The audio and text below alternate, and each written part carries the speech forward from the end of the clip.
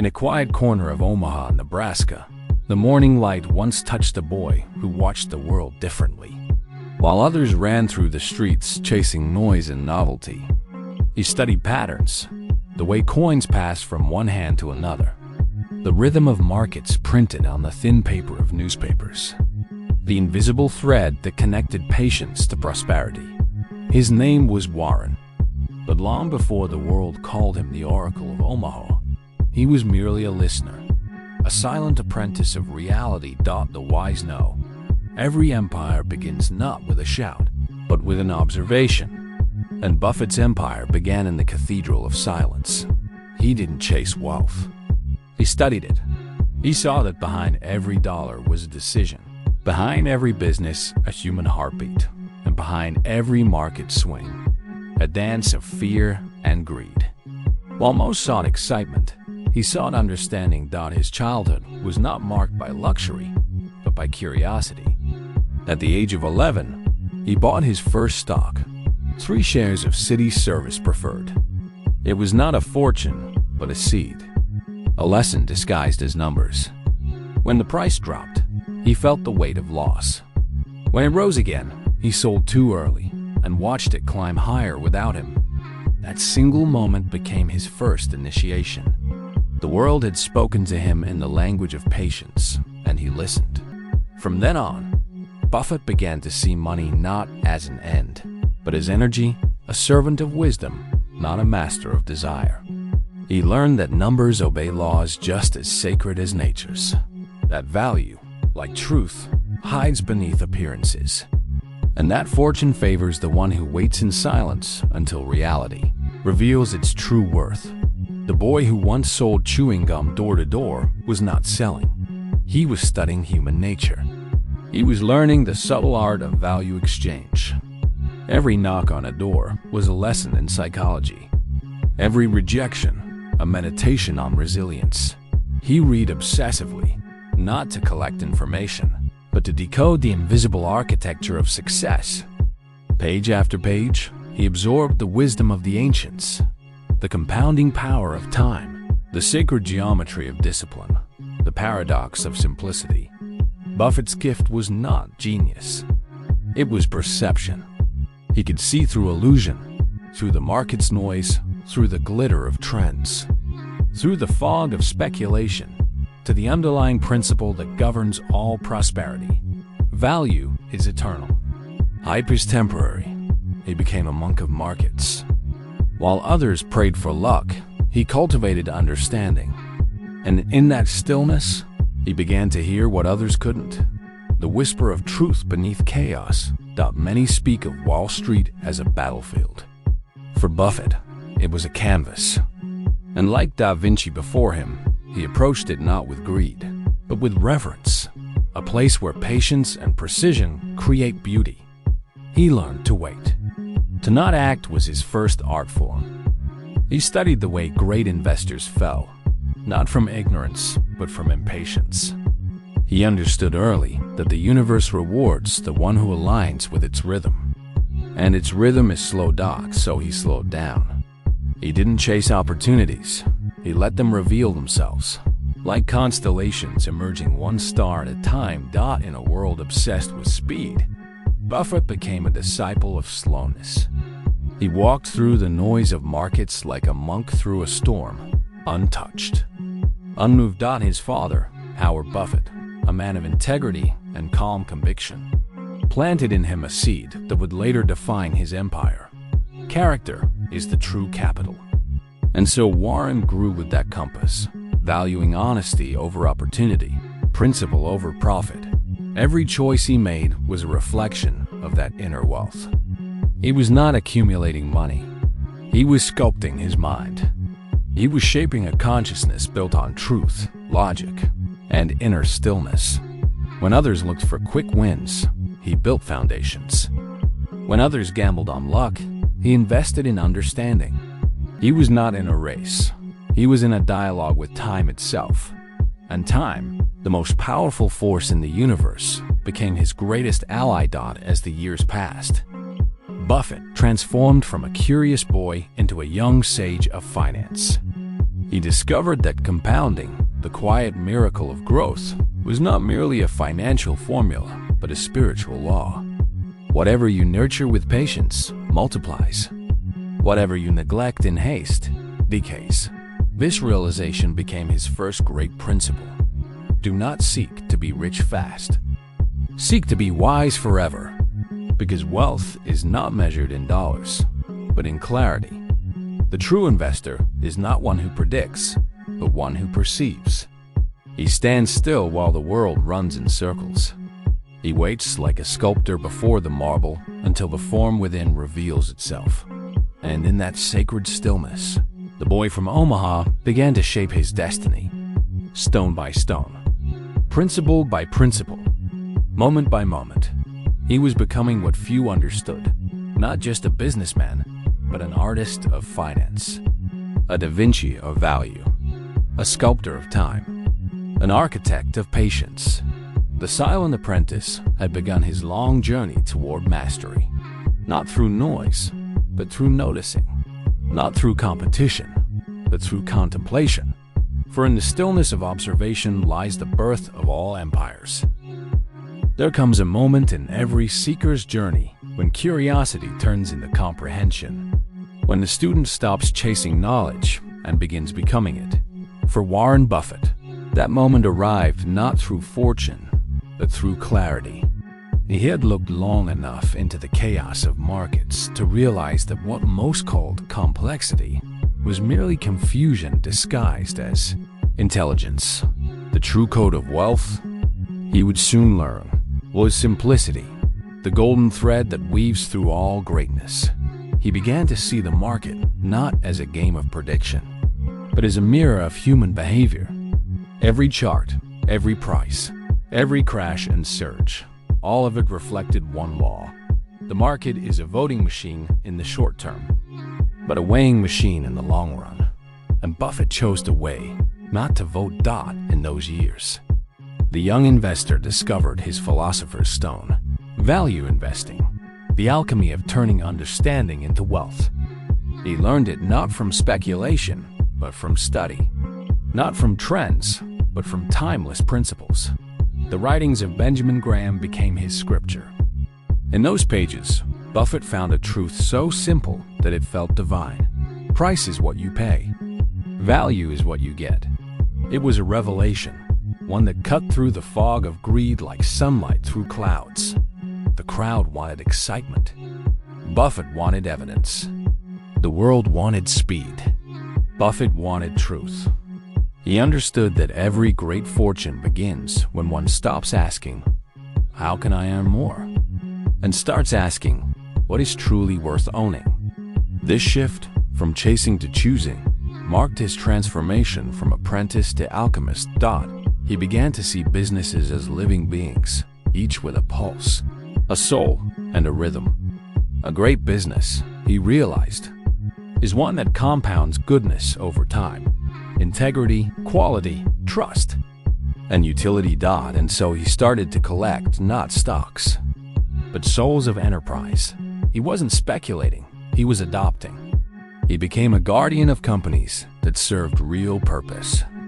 He saw truth in balance sheets, but also in behavior, in the honesty of management, the clarity of mission, and the endurance of value. He found beauty in balance, grace in logic, and holiness in numbers that made sense. Buffett was not buying assets. He was aligning with principles. He had discovered a secret that most of Wall Street ignored. The real game is played not in the market, but in the mind. He once said, "You don't need to be a genius to do well in investing. You need to be emotionally stable." That was not modesty. It was mastery disguised as simplicity. Emotional stability, the inner stillness to act rationally when others panic, is the rarest form of intelligence.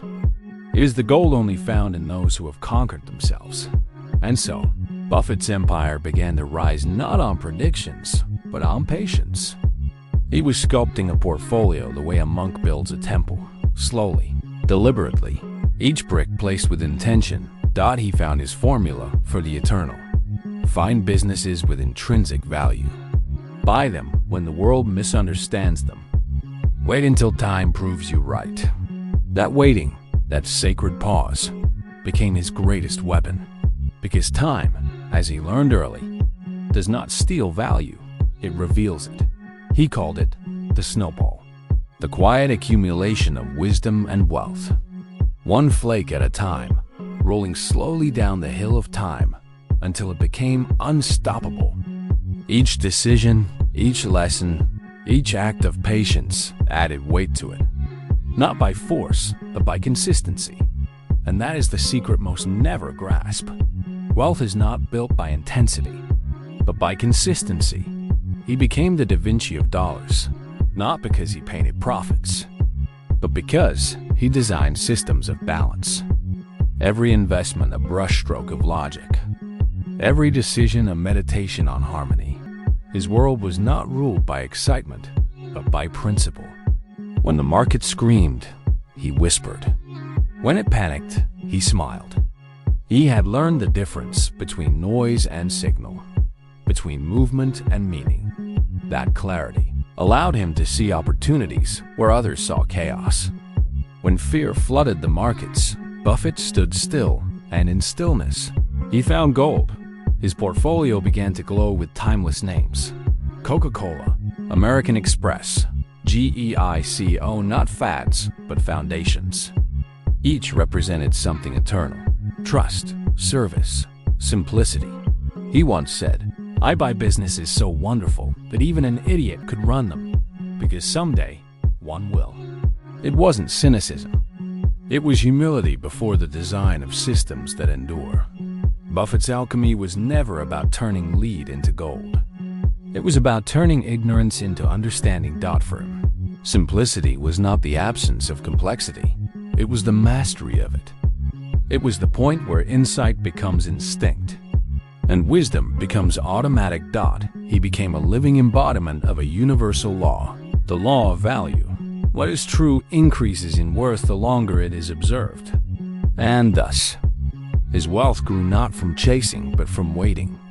Not from doing more, but from doing less, better. He had entered the rare state of the master, where decision becomes art, and patience becomes prophecy. And as the market swirled in noise and panic, Warren Buffett, the quiet alchemist, stood in the eye of the storm, serene, deliberate, untouchable. He had transmuted the chaos of capitalism into the calm of comprehension. He had found the gold hidden in simplicity, and from that gold, he would soon forge his empire. For in the alchemy of value, the truest wealth is not what you own, it's what you understand. There are forces in this universe that cannot be rushed. The growth of a tree, the ripening of fruit, the unfolding of wisdom. And among them, the most silent, yet the most powerful, is time. It does not shout, nor announce its victories. It simply compounds. Warren Buffett understood this not as a financial insight, but as a universal law. Time, he realized, was not an obstacle. It was the greatest ally a mind could have. The impatient chase results. The wise build rhythm. He called it the snowball effect, but it was far more than mathematics. It was spiritual geometry, the slow accumulation of truth until it becomes unstoppable. Gravity. The markets could rise or fall. The world could panic or celebrate, but time was always moving in one direction, whispering to those who could wait, and Buffett was listening. He learned that success is never created in moments of noise, but in decades of stillness. His strategy was not to predict tomorrow, but to plant today for harvests he might never personally see.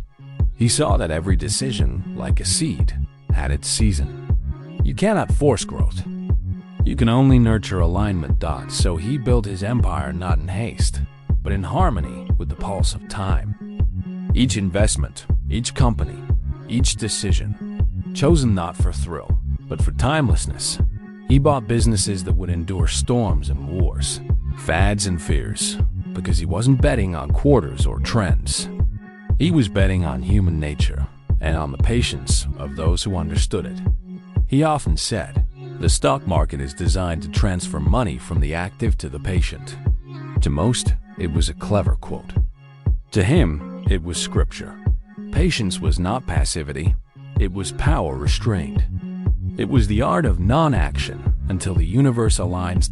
In a world addicted to movement, Buffett became the still point, the calm axis around which chaos spun. He once described his favorite holding period as forever, a statement so simple it sounded naive until decades proved it prophetic. 4. The fool measures time in minutes. The wise measure it in cycles. And the master in compounding. Buffett's mind had transcended mere finance. He had entered the realm of temporal mastery, the understanding that time, when aligned with principle, becomes exponential. He saw that most people destroy their fortunes not because of ignorance, but because of impatience. They uproot the seed before it flowers. They interrupt the process before the miracle unfolds. So he practiced the highest intelligence, waiting. He once waited 20 years before buying a company he admired. He watched entire industries collapse and rebuild before placing a single dollar. And when the world mocked his slowness, he smiled, because he knew that time is the only mirror that reveals truth. Every year that passed, his philosophy proved itself with quiet precision. While traders aged with anxiety, Buffett aged with grace. He grew wealth not by chasing opportunity, but by synchronizing with eternity. His patience was not laziness. It was trust in universal order.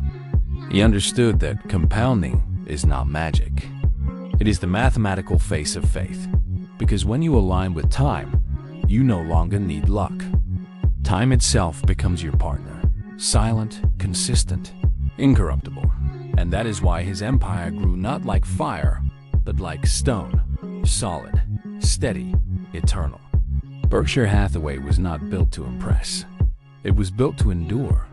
Every decision was made with the humility of a gardener, not the arrogance of a gambler. He watered, he waited, he believed.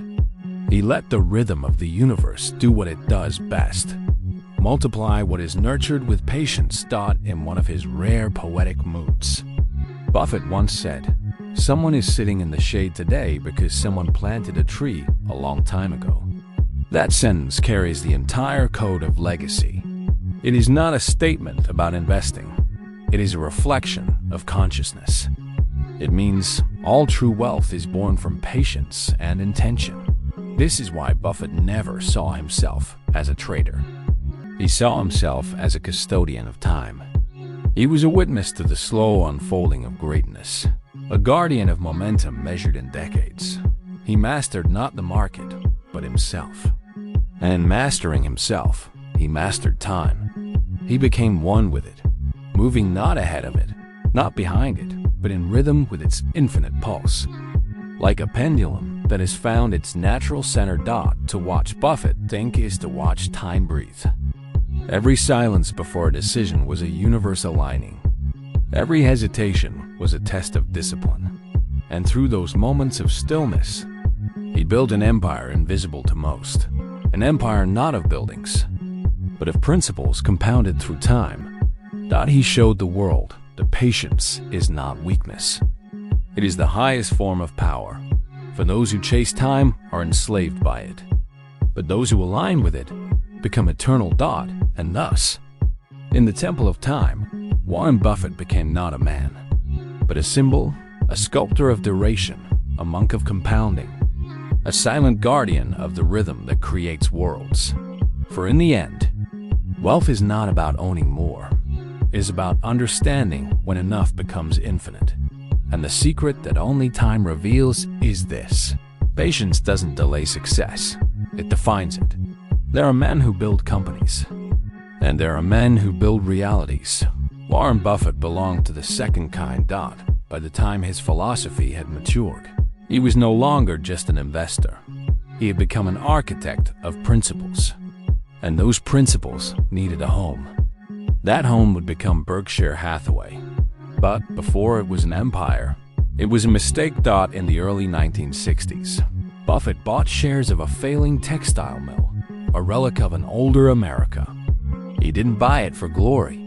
He bought it because it was undervalued. It was, as always, a lesson in disguise. When management wronged him, he responded not with anger, but with intelligence. He bought controlling interest in the company, not to seek revenge, but to redeem understanding. It was the moment the apprentice became the sculptor. He realized the textile business would never thrive again. Yet rather than abandon it, he repurposed it. He transformed Berkshire from a decaying shell into the vessel of his vision, a living organism that would hold the investments of a lifetime. What others saw as failure, Buffett saw as foundation. He understood that wisdom builds not on perfection, but on correction. Every empire begins with a stone of humility. And so, with patience as his hammer and logic as his chisel, he began to carve Berkshire Hathaway into a masterpiece. He did not build fast. He built forever. Each acquisition, each partnership, each share bought was a deliberate stroke, measured, meaningful, and true to form. He didn't seek diversity for the sake of numbers. He sought purity of principle. Geico, American Express, Coca-Cola. Each company was not just a holding, it was a pillar. Each represented something eternal: trust, loyalty, simplicity, endurance. He built an empire not of industries, but of ideas. The way Da Vinci mixed pigments into light, Buffett blended companies into coherence. Each business added a new color to the mosaic: insurance, food, energy, transportation, forming a symphony of value aligned with his rhythm of time. He wasn't accumulating wealth. He was building a cathedral of meaning. And the currency that held it together was not money, but integrity. He led not as a commander, but as a custodian, protecting the harmony of his creation. He gave autonomy to his managers, freedom to his partners, and trust to those who earned it. He believed that great leadership is not control, it is confidence in character. He knew that an empire cannot be micromanaged. It must be cultivated. And so, Berkshire became a reflection of its sculptor: calm, patient, deliberate, quietly powerful. It grew not in bursts, but in seasons. Like a forest guided by unseen law, Buffett called his office the headquarters of quiet money. There were no flashing screens, no chaos, no rush. Just clarity, the steady hum of long-term thought. He sat not in a tower, but in a modest building in Omaha, a paradox that defined him. The man who could buy anything chose simplicity. The billionaire who could dominate chose silence, because he knew true power does not display itself. It compounds in stillness. His wealth was not a monument to greed, but to discipline. Every billion was a verse in the scripture of self-mastery. Berkshire Hathaway was not a company. It was a mirror of mind. It reflected patience, structure, restraint, and wisdom manifested in form. He designed it to last beyond him, a structure so aligned with universal law that it could endure. Without his hand, that is the mark of a true artist. The creation that outlives the creator. In that sense, Buffett was not building an empire of finance. He was building an empire of order. When people asked how he managed to choose so perfectly, he said, "I'm not looking for 7-foot hurdles to jump over. I'm looking for 1-foot bars I can step across." The sculptor knew that elegance lies not in excess, but in effortless mastery. His art was the art of omission, knowing what not to buy, what not to chase, what not to fear. That is what gives marble its shape, not addition, but removal. And so, the empire took its final form, vast, serene, self-sustaining. A testament to simplicity perfected through time. Buffett had proven that greatness is not a sprint towards success, but a slow unveiling of purpose. Brick by brick, principle by principle, decade by decade. And when the world finally called him the Oracle of Omaha, he smiled softly, for he knew he was never predicting the future. He was simply listening to time. For every empire built without principle crumbles in panic. But the one built on patience becomes eternal. He was not merely rich. He was rooted. He did not build a kingdom of wealth. He sculpted a monument to wisdom. And through Berkshire Hathaway, Warren Buffett etched into eternity a silent truth that discipline, humility, and time are the three chisels of immortality. The sculptor had finished his masterpiece, but the stone still grows. There comes a moment in the life of every creator when the creation begins to breathe on its own. When the sculptor steps back and the stone, once silent, speaks. For Warren Buffett, that moment arrived not with applause, but with silence. The empire he had built, Berkshire Hathaway, had become self-sustaining, eternal in design, driven not by greed, but by gravity. It moved, now, with the rhythm of time itself. He had discovered the final truth, that the highest return is not financial. It is spiritual. For decades, the world watched him as a billionaire. But beneath the headlines, he was something far rarer. A philosopher of simplicity, a monk of meaning. He understood that money is not the goal. It is a mirror. It reflects who you are, magnified by time. And so, as his fortune grew, his attachment to it diminished. He once said, "If you're in the luckiest 1% of humanity, you owe it to the rest of humanity to think about the other 99%. This was not charity, it was cosmic balance. For he knew that the same law governing compounding also governs kindness. Whatever you give multiplies. He began to see wealth as energy, flowing, circulating, returning. And like all energy, it demands direction. Without purpose, it decays. With purpose, it becomes legacy. That was the final transformation, from architect of empire to guardian of eternity. He pledged to give away nearly all his fortune, not as sacrifice, but as alignment. For the law of the universe is this: what you release freely returns multiplied. And Buffett, the man of markets, had now become the man of meaning. He lived in the same modest house, drove the same car, ate the same simple breakfast. Not because he needed to, but because he had already transcended the game. The wise know, once you master the rules, you realize the game itself was never the point. Wealth had never owned him. Time had never ruled him. He had used both to sculpt something far greater, a state of being. And that state could not be measured in dollars. It was measured in peace. He once told a group of students, "The difference between successful people and really successful people is that really successful people say no to almost everything. To say no, not from fear, but from focus, is to become eternal. It is to guard the sanctity of one's energy, to protect one's inner stillness from the noise of the world. For true abundance does not roar. It whispers. It hums softly beneath the surface of a life lived with alignment." Buffett had become the embodiment of that quiet hum, steady, grounded, infinite. He understood that the universe rewards alignment, not ambition. That doing less perfectly creates more than doing more aimlessly. His days grew quieter, yet his influence louder. His words, fewer, yet each one echoed like scripture. It takes 20 years to build a reputation and 5 minutes to ruin it. He'd become the living reminder that time reveals all character, value, truth, that every shortcut steals from eternity. He taught that life itself compounds, not only wealth, but wisdom, kindness, and stillness.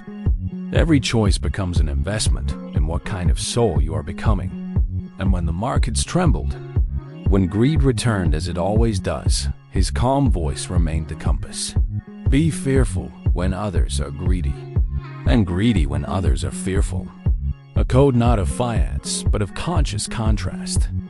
To act not as the world acts, but as truth demands. He had lived long enough to watch cycles complete. Industries rise and fall, Generations come and go. But what remained? The only thing that truly endures is principle dot. And so the sage whispers through time, principles are the only real currency. Everything else, money, fame, power, are shadows that fade. But truth compounds forever. Warren Buffett became proof that immortality is not living forever. It is leaving something that does. The snowball still rolls. The shade still shelters. The empire still breathes. Each carries a fraction of his consciousness, the code of patience, integrity, and clarity. He showed that the true investor invests not in markets, but in moments. Not in trends, but in timelessness. Not in others, but in oneself. And when his time finally comes to return to the source, his story will not end, because it was never about him.